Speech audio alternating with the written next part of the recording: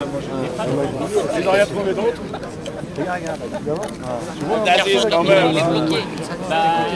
Essaye de voir si on ne peut pas au moins débloquer le carton. Écoutez mes frères, Il y a les femmes. écoutez mes sœurs. Mes sœurs et mes frères, je vous remercie de votre présence. Je suis vraiment heureux d'être musulman aujourd'hui. Je l'ai toujours été, mais encore plus aujourd'hui.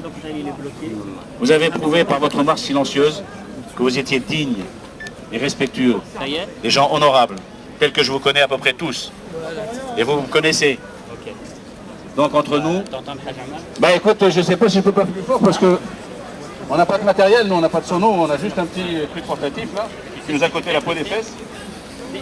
Dès que vous bloquez, Vous m'entendez mieux là? vous ne puissiez plus bouger. Bah là je vais être obligé de crier alors, excusez-moi. Hein? Ça y est, ça bouge plus? Attends, une minute. Ou est-ce que vous pouvez avancer encore un peu? Donc je vous disais, je vous remercie d'être là, présent, pour défendre votre intérêt, qui est celui de la pratique de votre culte. Aujourd'hui nous sommes devant la mairie. Cette mairie, c'est dommage, on n'a pas le... Ah non, on n'a pas le symbole, en fin de compte.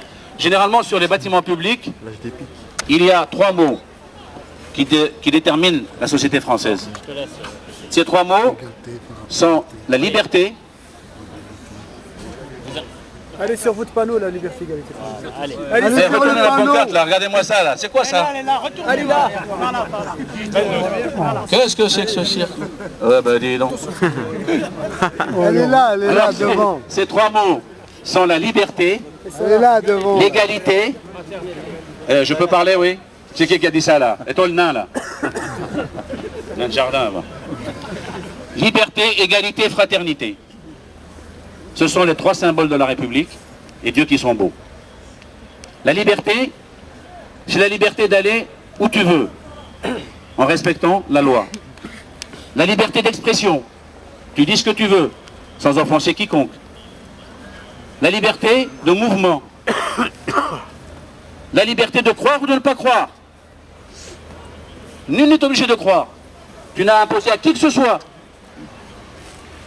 Dieu a créé des chrétiens, des juifs, des musulmans, des athées, des homosexuels. Tous ceux-là sont libres de leurs faits et gestes, tant qu'ils ne nuisent pas à la société et tant qu'ils ne nuisent pas à la République. Donc la liberté de croire, c'est pour celle-là, aujourd'hui, que nous sommes là. La liberté de croire, la liberté de pratiquer. L'article 1er de la Constitution dit, et je vous le rappelle, les êtres humains naissent libres et égaux en droit. Je précise, libres et égaux en droit. Le droit, c'est quoi? C'est de faire en sorte à ce que la République te garantisse tes droits. Aujourd'hui, toi, tu es musulman. Hier, il y avait des juifs. Avant-hier, il y avait des chrétiens. Chacun a eu des problèmes dans cette vie. Aujourd'hui, nous avons un problème avec la ville de Montfermeil. Pas avec la nation française, non, avec la ville de Montfermeil. C'est-à-dire avec le premier magistrat de la ville qui veut amputer votre lieu de culte. Et en amputant votre lieu de culte, nous revenons à des années en arrière. Lorsque nous avons pris la direction de cette association, il y a à peu près 5-6 ans, avec l'équipe qui est avec moi, il y avait une capacité de 500 à 600 personnes maximum. Et nous avions 500 personnes qui faisaient leur prière sous la neige, dans le froid, par -8, et je l'ai moi-même expérimenté pour parler de ce que je sais, pour ne pas mentir. Un jour du mois de janvier de l'année dernière, -8. Ben, excusez-moi, mais vos pinceaux, ils sont gelés en -8. Hein. Les pieds et les doigts de pied, vous ne les sentez plus. Est-ce que c'est digne pour un magistrat de la ville de laisser ses citoyens et ses concitoyens, parce que la majorité d'entre vous sont français, hein, pratiquer leur culte dans ces conditions-là? Nous avons pris la décision de faire cette extension de cette salle en ayant déposé 2 permis de construire. Ces permis de construire, nous avons encore les reçus comment dirais-je, les dépôts de ces permis, et la réception a été faite par le système par l'urbanisme. Excusez-moi, je bafouille un peu parce que je suis tellement ému. Hein. Donc, en ayant eu ces reçus de l'urbanisme, les permis ont bien été déposés. Or aujourd'hui, il y a eu une décision de justice C'est vrai. Nous l'acceptons. La justice a tranché parce que monsieur le maire a affirmé, et je veux bien qu'il nous le prouve d'ailleurs, parce qu'il n'y a aucun document qui ne parle de ce fameux rond-point. Vous avez tous entendu ce fameux rond-point qu'on doit faire sur l'avenue Pierre Drigé ou l'avenue Jean Jaurès. Depuis 20 ans que je suis à Montfermeil, j'entends parler de ce rond-point. Or, en urbanisme, au service d'urbanisme, je défie quiconque de trouver un document qui parle de ce rond-point. Malheureusement, le tribunal en a pris acte. Mais même ce rond-point, s'il existait, la salle que nous avons construite est à l'extérieur, à l'arrière de notre bâtiment. Est à l'arrière de notre bâtiment. Elle ne gêne en rien le rond-point s'il doit exister demain. Automatiquement, il y a ici quelque chose qui n'est pas vérifiable ou qui est un déni de vérité. Et de surcroît, on a érigé une maison des jeunes pour laquelle nous sommes pour, bien sûr, pour que nos jeunes puissent s'exprimer, puissent s'amuser et puissent jouer en toute indépendance. On a fait cette maison des jeunes qui a coûté 600 000 €. Si demain on doit la détruire pour faire le rond-point, à quoi sert de dilapider l'argent du contribuable? Moi je ne pense pas que ceci soit une vérité. La seule vérité qui soit, c'est qu'on nous accuse de recevoir de plus en plus de fidèles. Je le conçois. C'est vrai. Nous payons peut-être un peu la rançon aujourd'hui de ce que nous avons essayé de faire, de donner des conditions dignes de cette République à des musulmans pour pratiquer leur culte. Bon, disons qu'aujourd'hui, il y a des gens qui habitent Gagny, pas de lieu de culte. Il y a des gens qui habitent Villemeuble, pas de lieu de culte. Il y a des gens qui habitent Le Vinci, pas de lieu de culte. Alors, est-ce que nous allons laisser ces gens faire la prière dans la rue? La loi l'interdit. Et je suis d'accord là-dessus. Je suis d'accord là-dessus. Pas de prière dans les rues.